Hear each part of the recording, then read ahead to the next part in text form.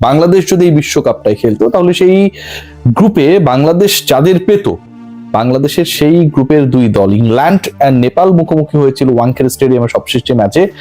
সেই ম্যাচটায় আনলাকিলি নেপাল জাস্ট অভিজ্ঞতার কারণে শেষ পর্যন্ত ইংল্যান্ডকে হারাতে পারলো না। ডাবল ডিজিটেরও কম ব্যবধানে ইংল্যান্ড জিতে গেছে, নেপাল জিততে পারে নাই। তবে নেপালের ক্রিকেটে, নেপালের ক্রিকেট কাঠামোতে, নেপালের ক্রিকেটারদেরকে ইন্সপিরেশন ক্রিয়েট করার ক্ষেত্রে এই ফাইটটা আমার কাছে মনে হয় একটা বড় রোল প্লে করবে, এক্সপেরিয়েন্সটা তাদের একটা বড় রোল প্লে করবে। Let's come to the main point. Bangladesh নিয়ে আলোচনা করতে চাই। বাংলাদেশের ক্রিকেট নিয়ে আলোচনা শেষ হচ্ছে না।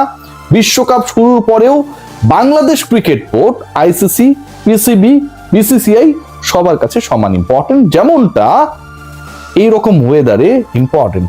লিলি হুইপড শিয়া বডি ওয়াশ আপনার শরীরে ময়েশ্চার ধরে রাখতে হলে, এবং সেটা মোটামুটি 72 ঘন্টা পর্যন্ত, এর কোনো বিকল্প নেই।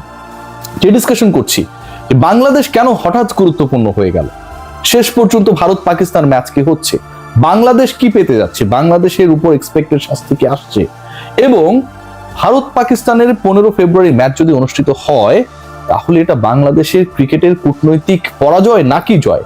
আমিনুল ইসলাম বুলবুলকে লাহোরে নিয়ে যাওয়া হয়েছে, রাতে হুট করে ফোন করা হয়েছে, সেই ফোনে সাড়া দিয়ে তিনি চলে গেছেন, এবং যেই বৈঠকটায় পাকিস্তান ক্রিকেট বোর্ডের শীর্ষকর্তারা উপস্থিত ছিলেন, আইসিসির একটা প্রেজেন্টেশন ছিল এই দুই ক্রিকেট বোর্ডের কাছে, পিসিবি এবং বিসিবির কাছে, এবং ভারতীয় ক্রিকেট বোর্ডের ইনভলভমেন্টটাও এখানটায় রয়েছে। সবকিছুর ফোকাস ওই একটা জায়গায়, 15 ফেব্রুয়ারি ইন্ডিয়া পাকিস্তানের যে ম্যাচ হবার কথা সেই ম্যাচটা যেন ঠিকঠাক ভাবে গড়ায়।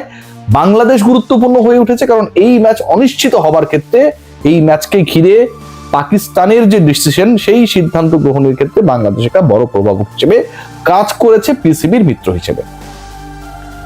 পাকিস্তান বাংলাদেশের সমর্থনে ভারতের বিপক্ষে খেলবে না, 15 তারিখের ম্যাচ বয়কট করবে, এই যে সিদ্ধান্তটা দিয়েছিল সেখান থেকে সরে আসলে বাংলাদেশের ক্রিকেটের লাভটা কোথায়?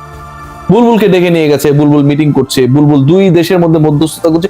এটা কি আমিনুল ইসলাম বুলবুলের আসলে কাজ কিনা?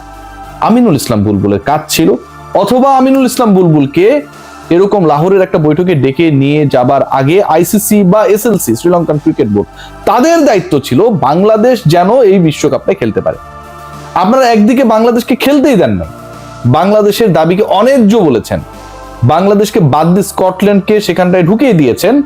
আবার যখন সংকট তৈরি হলো, পুরো ওয়ার্ল্ড কাপের সবচেয়ে বিগেস্ট হাই ভোল্টেজ ম্যাচ নিয়ে যখন অনিশ্চয়তা তৈরি হলো, তখন সেটা নেগোসিয়েটর হিসেবে বাংলাদেশ ক্রিকেট বোর্ডের প্রেসিডেন্ট আমিনুল ইসলাম বুলবুলকে আপনাদের প্রয়োজন।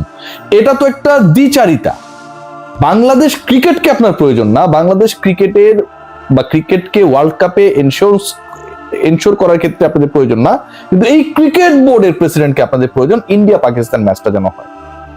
ইন্ডিয়া পাকিস্তান ম্যাচ হওয়ানোর জন্য নেগোসিয়েটরের ভূমিকা আমিনুল ইসলাম বুলবুলকে আপনাদের প্রয়োজন, আপনারা তাকে নিয়ে গেলেন। কিন্তু বাংলাদেশ এই বিশ্বকাপে খেলবে, বাংলাদেশের দাবি মেনে এই দলটাকে খেলানোর ক্ষেত্রে আইসিসি, বিসিসিআই, এসএলসি তখন আপনারা কোনো প্রপার রোল প্লে করলেন না।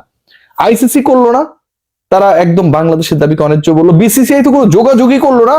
এসএলসি, শ্রীলঙ্কা ক্রিকেট, তাদের গ্রুপে বাংলাদেশকে গ্রুপ বিতে নেয়ার ক্ষেত্রে নাক শিটকালো। এখন তার দেশে ইন্ডিয়া পাকিস্তানের ম্যাচ, রেভিনিউয়ে তার ধাক্কা পড়বে, হোটেল বিজনেস, আমি এখানটায় যে রয়েছি এটা একটা বড় ধাক্কা খাবে, মাঠ ফাঁকা থাকবে, টেলিকাস্ট রাইটস থেকে তারা প্রপার টাকা পাবে না। তাদের এখন বাংলাদেশকে দরকার, বুলবুলকে দরকার।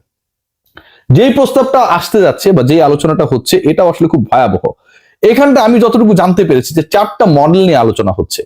বাংলাদেশের বিশ্বকাপে খেলার কোনো সম্ভাবনা নেই, বাংলাদেশের গ্রুপের খেলা শুরু হয়ে গেছে, স্কটল্যান্ড প্রথম ম্যাচে খেলে ফেলেছে। So Bangladesh they have no hope. নেগোসিয়েটরের ভূমিকা আমিনুল ইসলাম বুলবুলকে যখন ডাকা হয়েছে, তখন 4টা অপশনের কথা হচ্ছে। 1 নাম্বার যেটা, মোর শেয়ার ইন রেভিনিউস। এখানটায় যেই রেভিনিউ হচ্ছে বাংলাদেশ এবং পাকিস্তান ক্রিকেট বোর্ড যে আইসিসি থেকে রাজস্বটা পায়, আপনারা সবাই জানেন যে ইন্ডিয়া অনেক বেশি পায়, সেখানটায় যেন শেয়ারটা বাড়ে। বাংলাদেশ ক্রিকেট বোর্ড এবং PCB more share in the revenues, এবং এই ওয়ার্ল্ড কাপের রেভিনিউতে যেন একটা বড় লভ্যাংশ তারা পায়, সেই ব্যাপারটা নিয়ে আলোচনা হয়েছে, চলছে, এমনটাই রিউমার্স রয়েছে। সেকেন্ড পয়েন্ট যেটা, হোস্টিং রাইটস।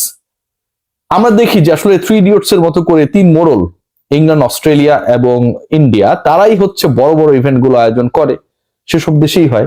এবারের ওয়ার্ল্ড কাপ আপনারা দেখছেন ইন্ডিয়া করছে, আগের T20 ওয়ার্ল্ড কাপ আমরা দেখেছিলাম ওয়েস্ট ইন্ডিজ এন্ড ইউএসএ তে।